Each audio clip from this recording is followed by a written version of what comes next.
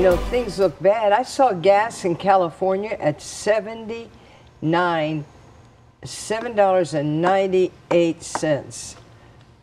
That's amazing. That's why we don't live in California. Only in California. Yeah. But what happens in California could come this way. So we have to pray that God will do something quickly. Yep. Because it's the people, this their summertime. Mm-hmm.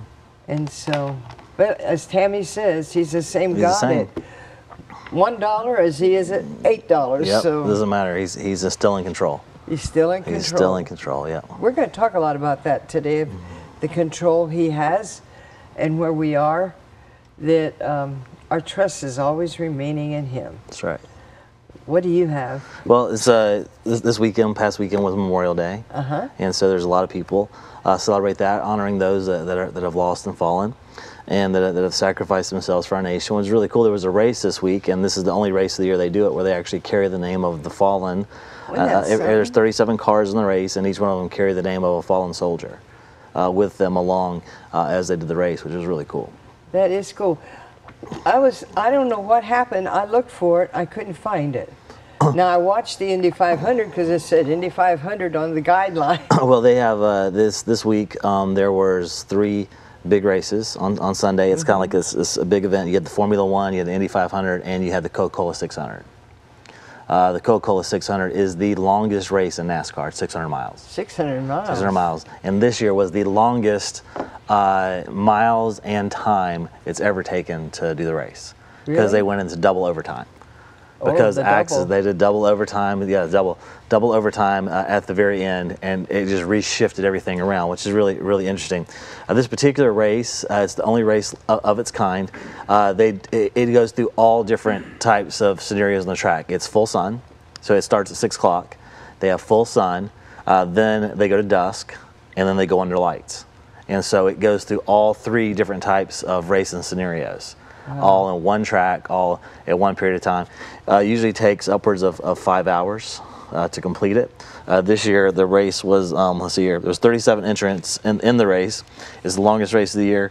It took, it was like 5 hours and like 14 or 15 minutes, something like that. It was really long time to do. I had it on a piece of paper that told me that, but I didn't get printed out. But it was the longest race in history. Wow. They get down to the last 2 laps, and they have a wreck. And they wreck. They wreck. So they go into overtime. So they're circling while they're circling the lap and going around the track until they get it cleared, and then they do it again, and then they have another wreck. So they went into double overtime. We went 2 significant. This year the double, so we had double overtime, and the person that should have won this race, based on where it was before the previous wreck was the number 1 car. It looked like the number 1 car was going to win when you're watching it. And the number 1 car was driven by Ross Chastain, and Ross means a head or land cape. So basically, it's like a piece of land going out to sea or into a lake. So this piece of land going into sea or lake, and his last name means chestnut tree. And so here we are. And he's driving for Advent Health. So he's driving for a hospital company, a medical company he's driving for, and so it looks like he was going to win. I mean, he was set to win. Then there was a big crash. Now, what's interesting, who caused the crash? It was the number 99 car that caused the crash that spun out, and this crash that it caused was caused by Daniel Saranza. I can't butcher his name, but Daniel means God's judge. So God's judge came. And Saranza means son of the sugar man.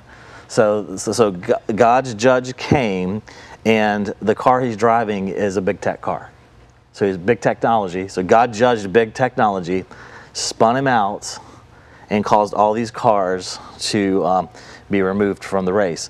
What's really interesting is when this number 99 came in and spun out, I believe he's the one that caused number 17 car to crash. And the number 17 car was driven by Chris Buescher. And again, I'm not a NASCAR fan, so I apologize for butchering the names for those of you that are. But Chris means Christ-like. I know that because that's my name, Christ-like. And thick or the bush it. And this car flipped about 5 or 6 times after the wreck that was caused. He got out. He was okay. It was fine. But his car, he was driving, sponsor was Third Fifth Bank. Okay? With what? Third Fifth Bank. Third Fifth Okay, Bank. so we have big technology just wiped out. The banks. Just wiped out the banks. Big technology just wiped out the medical industry and field with what was going on in this race. Okay, and so it was really interesting. Then we had another accident that was caused by car number 22, and car 22 is driven by let me find his name here, by Joey Logano. All right, Joey Logano driving it, and car number is 22. He spun out, caused another big issue to happen.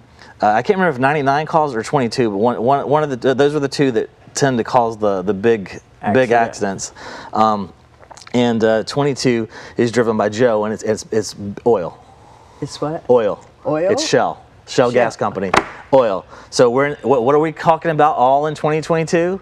Talking about the price of gas. What you just brought up was the cost of gas. Okay, so we're bringing up the cost of gas. It's everyone's interest in what they're talking about. 2022, the very person that closed down our pipeline is Joe, and a person named Joey, is driving the number 22 car, which spins out of control and causes the people in the lead to miss their opportunity to do this. And so here we got big tech that's screwing up. We got Joey driving oil, and this is what's screwing everything up for everybody. And health was supposed to win. Yeah, and health was going to win. And health again is part of the problem. Big hospital, big pharma, big stuff is part of the problem. What he just went to Geneva to do is turn our health over to the world. So I think God's talking to us and telling us, okay? He is. And so there was 2 restarts for the finish. For the last 2 laps, we restarted 2 times, and the person that actually won is car number 11. Okay, number 11. His name is Denny Hamill. Okay, wow. Now Denny means a follower of Dionysus. Now, if you know who Dionysus is, this is the wine god in Greek mythology. Okay, no. but that doesn't necessarily have to be a bad thing. Okay, and his last name means loves the little home. Okay, Hamlin means lover of the little home. Love of the little home. So now Jesus tells us that we're supposed to partake of the wine because that is his blood and the representation of him and what he's done for us. Yes. Okay, and we are created to be little homes for him everywhere we go on this planet. Wow. All right, so the creator of the world has Danny Hamlin, who is the winner of the race, number 11. Okay, number 11, and he's driving a FedEx truck, so he's delivering to us the win. Wow. So FedEx the FedEx was the driver for that. So it was really interesting how that happened. Now the last spin out was caused by the number 3 car, which was Bass Pro Shop. Okay, Bass Pro Shop was the sponsor. The driver was Austin Dillon. Now Austin is really interesting because Austin means great, magnificent, or majestic. Okay, and that's kind of how our Holy Spirit is. He's the third of the Trinity. He's kind of great, magnificent, and majestic. He's just everywhere all at one time. He's amazing. And then Dillon means lion, like a lion, and loyal, and son of the sea. And we know every time water is represented in the Bible, we can immediately point to Holy Spirit. Yes. Okay, because our first introduction to him is the Spirit of God is hovering over the water of the earth. Okay, and so here we are, where we're seeing this. And so number 3, which is the third in the Trinity, okay, who's Bass Pro Shop, whose representatives is where the bass live. They live in the sea. In the sea. Okay, they live in the sea. Under the sea. All right. And, I'm sorry. Yeah. So and so it was really interesting. This car has a wreck. He goes in, tries to make his pass. He spins out, and number 22 is actually one that caused him to spin out. So oil and gas is actually what caused him. Joey caused the Bass Pro Shop to spin out because he's fighting Holy Spirit. He's fighting what God desires to do with this nation. He's fighting with everything that's going on with what God's trying to do. He's constantly against God and God's ways, okay? Yes. So we're seeing that. And then it caused another restart, which caused number 11, FedEx, the follower of Dionysus, the lover of the little home, to win the race. So the one that loved, the follower of the blood, okay, because that's what wine represents to us as new believers, who loves the little houses, the follower of the little houses. He loves us, we're little houses. Won the race, he delivered the win. Chris, how do you get all this? I have no idea. It's not me. But what's really interesting, though, is if we go back and we look, number one, if we just take the people that were leading and the person that was leading prior, and for the longest time prior, and the person that won, we get 111. Okay, so we're going to use Deuteronomy 111. He says he gives to bless us and increase us 1,000 times more, which we're believing for. So we're also in a Jubilee year. Okay, we're in a Shemitah year, but I believe it's a Jubilee year because you know what they're celebrating in England right now, don't you? It's the Queen's Jubilee. Oh, it is, yes. Yeah, it's the Queen's Jubilee. And so she's been queen for, I think, 70 years now. 70 years. Now they're celebrating the Queen's Jubilee. The Queen's Jubilee. I remember when she became queen. Uh-huh. That's a long time. Yeah, so a little girl sitting on a street corner on the street edge during the parade, watching the big thing we had for her coronation. And so most people, so let's put majority of the people on the planet have only known her as the only queen. There's very few people that have known there was another king or queen of England. She's the only one for generations that they've ever known. They've never known anything else as other than her. And now they're celebrating her Jubilee. And so where did we come from? We came from England. Okay, and so whatever's happening there will definitely significant is what's happening here. And I just believe that this is a Jubilee year. It's a reset year. The world has been calling for a reset. Mankind as a whole is crying out for it, but the enemy's also crying out for it to reset things in his image. And so that's what he's been trying to do. That's what he's been working towards. And so now God's saying, nope, it's not time yet. This year's a Jubilee year. It's a reset year, but it's a reset year my way, not the enemy's way. And so we know this is the year of double. We had 2 spin-outs. Right at the end, we had 2 restarts for the final 2 laps. So we had 2, 2, 2.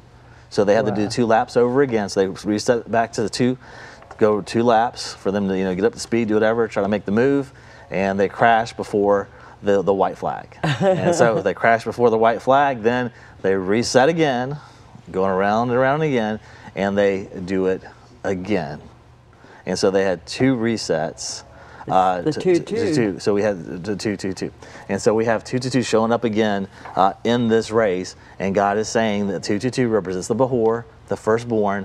Now, what's great about this is you don't have to literally be a firstborn. If you've chosen Christ first and above Him, above and beyond anything else, you've chosen Him, that makes you His firstborn.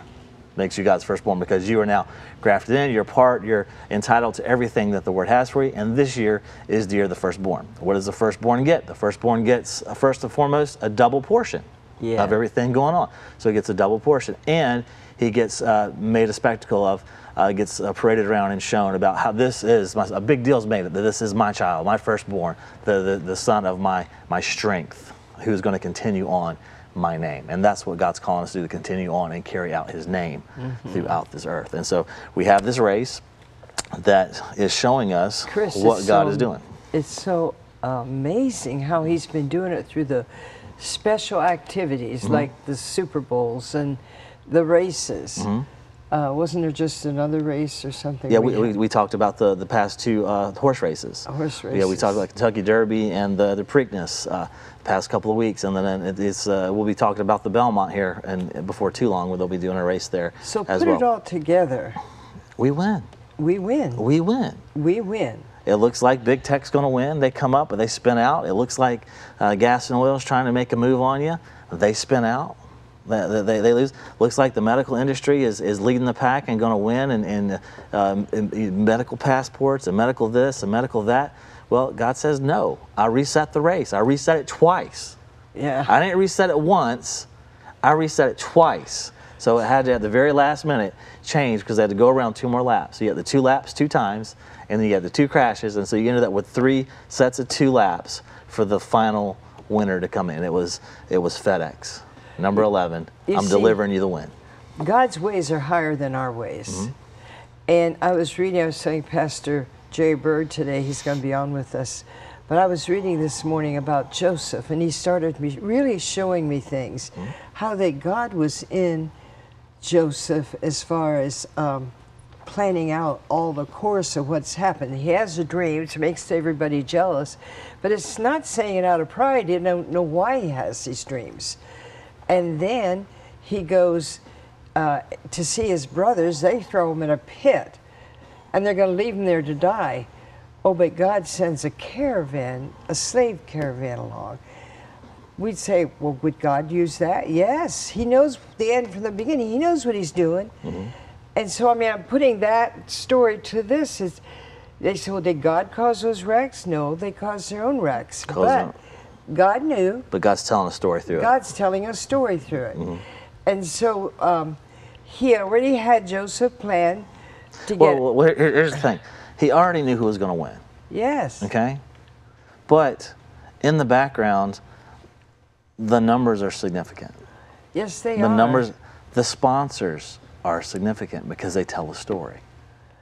Okay? It's amazing. But God knew from the beginning that he was going to create race car drivers, and he knew he was going to name them a specific thing, and he knew that there would be these particular sponsors that would get them. He knew who was going to win, he knew who was going to lose, he knew who was going to spin out, he knew everything, and he allowed them to sign the deal with this sponsor instead of this sponsor. And he to every minute detail, he is in control. He's into it.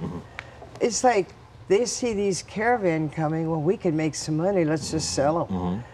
But that's God's plan, to get him out of there. Get him out of there. And he gets him into the different areas of Egypt, but it was all a plan to get him to be the, you know, the second in command, to save, and it was all about saving the nation.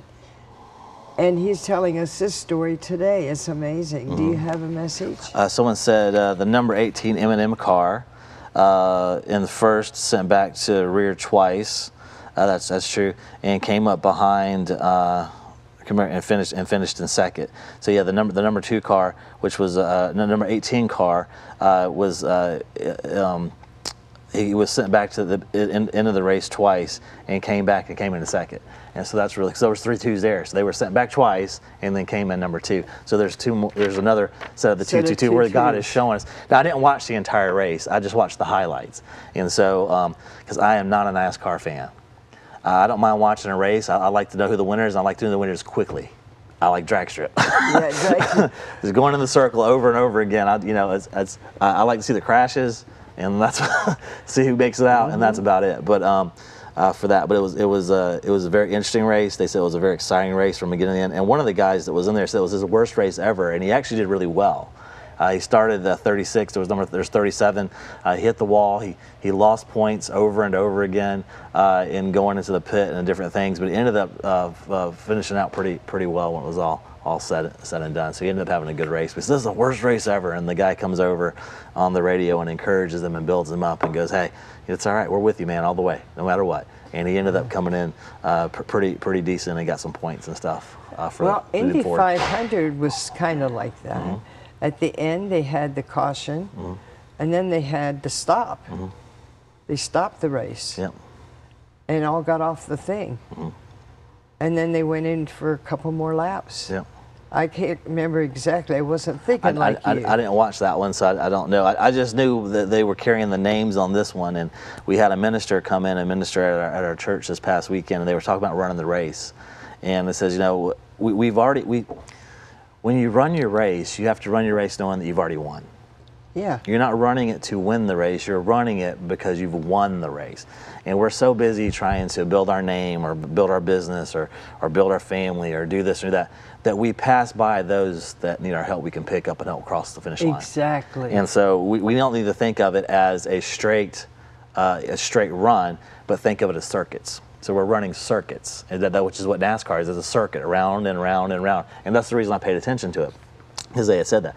And said, don't think of yourself as winning, think of yourself as already won, and now let's help everyone else win. So let's pick people up along the way as we're racing, and let's help them cross the finish line, because they stumble, they fall, things happen, but let's pick them back up and let's get them across the finish line. That was the only reason that I even paid attention to the race whatsoever. And then I heard then I heard the names of fallen people. I said, well, there's nobody greater you can pick up than someone who's passed away and fallen and has given their life for you to carry them across the finish line. And so that's why I paid attention.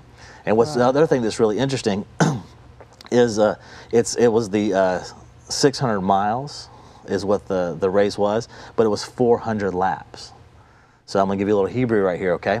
400 is the numerical value of the last letter in the Hebrew alphabet. It's the Tav, okay? Now the Tav, if we go back to ancient pictograph, it's the cross. Okay, that's the picture of it. It's a cross. Wow. And so we say I'm the Alpha and Omega, but if we said it in Hebrew, he says, I'm the Aleph, the strong, powerful leader, and I am the Tav, the finished work of the cross. Wow. Okay, he says, I am the Alpha and Omega, the beginning and the end. Yeah. Okay, so but if we do it in Hebrew, I'm the Aleph and I'm the Tav. Because once I hung on the cross, it's finished. It's finished. It's over. Nothing can change it.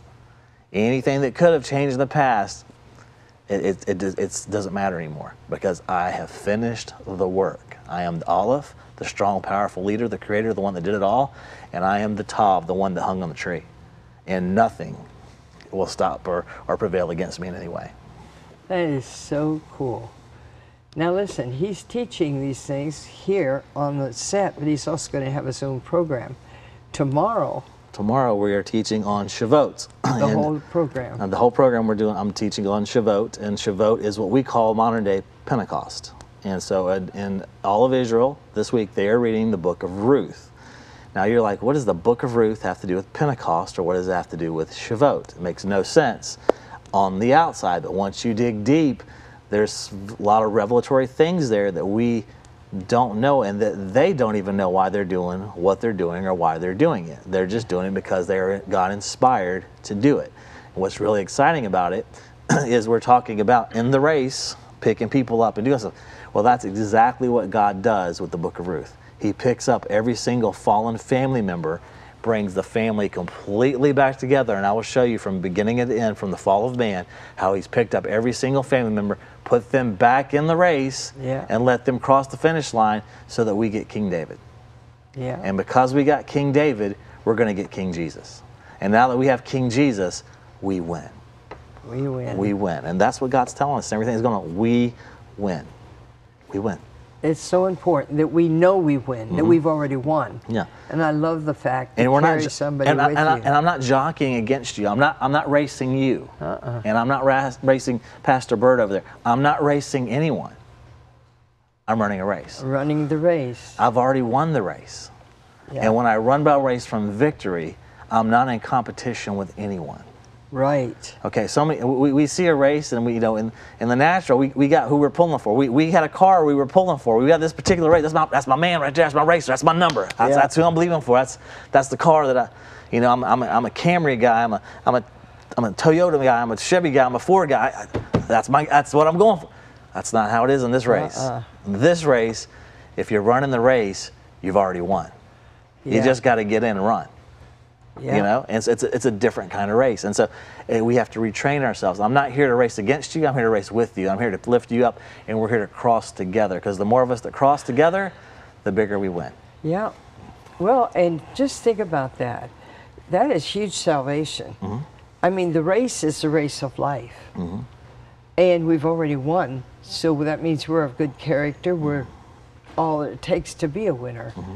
And like you said, we take and teach it to others to bring them, so that when Jesus comes, we will all go. And when we go, so if I'm racing against you and not racing with you, at what cost am I willing to win? Yeah. Am I willing to push you down and prevent you from finishing it because I desire so much to win, because I've got to be the best? Wrong mentality. Mentality is, I'm running, and because I'm running, I've already won. Yeah. I run from a place of victory. I don't run trying to prove myself. I don't run trying to achieve anything. I only run because I've already won. And if I've already won, then I have nothing to lose. Amen. And so if I help the other person up and I help them across, then I'm just that bitch bigger of a winner. Yeah. You know, because it's about people. You know, you're writing another book. Tammy wants you to write, but I think wouldn't it be fun if you wrote one using all, like the Chiefs and the Super Bowls and all the different things, pointing us to how we can have victory in life. Yep. Because that's what ultimately it does. That's what everything has shown us. It may not happen the way we think things are going to happen, but He is 100% in control. Yeah. And really interesting, just the number 11, just the meaning of the number 11. You have the number. So the way Hebrew numbers work, it's you add like Roman numerals. Okay. So there is no number 11, so you have to add 10 plus 1. Okay. So 10 is the yod, is the outstretched right arm of the Lord. So the outstretched hand of the Lord. Okay. And the number 1 is the mighty strong leader. Yeah. The outstretched hand of the mighty strong leader prevailed in this race. Okay, now number 18, so someone sent number 18, so let's just talk about number 18. Again, there is no number 18, there's number 10 and there's number 8, and we'll add those two together. Again, so the mighty outstretched hand of the Lord, all right, creates new beginnings. All right, so He had to begin twice, start over at the back of the line and come all the way back around to come into, I believe it was second place. Second place winner. So he came into second place. So 2 times had to be all the way to the back. The strong, mighty right hand of the Lord caused new beginnings. Okay, and so there's so much in there we can dive into each one of the numbers and the different things. You know, like the number 17, which was third, fifth bank. 17 means victory. Okay, they didn't get victory. They flipped 5 times. So I don't know if the number of times they flipped is significant of what's going to happen to the baking industry. I don't know, but there's something that could be said that maybe something happens with the banking industry where it flips 5, 6 times. You know, and then that would shift, and that would definitely cause a reset to have these shifts and these things happening. So just be aware. Just know that when you're seeing things, you're just not being entertained. God is speaking to us through every single event that we put our eyes upon, and it's up to us to have eyes to see and ears to hear. Right. Wow. I'm ready for it. I would like to have a copy of that book, please. Okay. I'll get the first copy. Yes, ma'am.